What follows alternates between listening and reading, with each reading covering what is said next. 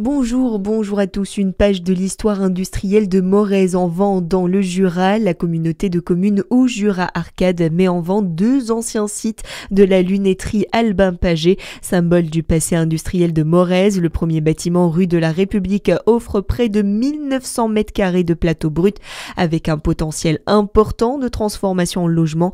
Prix annoncé 549 000 €. Un second immeuble rue Émile Zola, 571 m² sur 2 niveaux, également aménageable en habitat et proposé à 229 000 €.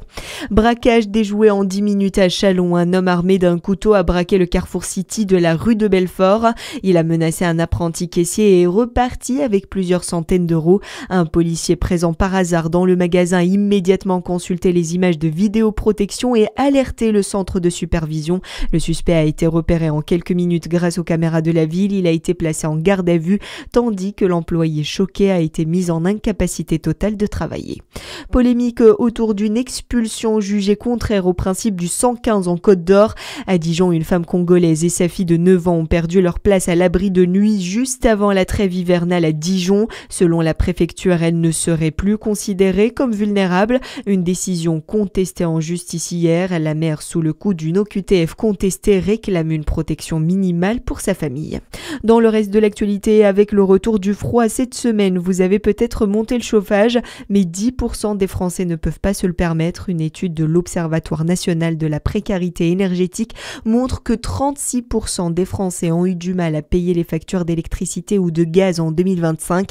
Et derrière ce chiffre, il y a une véritable détresse selon Méhider Olivier, chargé de plaidoyer à la Fondation pour le logement. C'est des arbitrages quotidiens, des privations. C'est surtout un stress continu d'avoir peur de la prochaine facture qui va arriver, parce qu'on voit bien que malgré la fin de la crise énergétique, les prix de l'énergie continuent d'augmenter.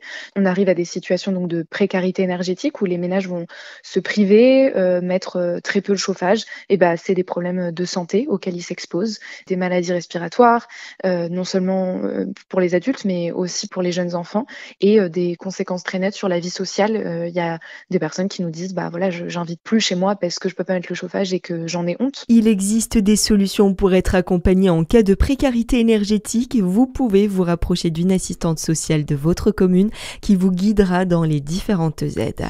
Et puis on termine avec le tennis et c'est terminé pour l'équipe de France. Les Bleus ont été battus hier par la Belgique 2-0 en quart de finale de la Coupe Davis. En demi-finale, la Belgique affrontera l'Autriche ou les doubles tenants du titre italien.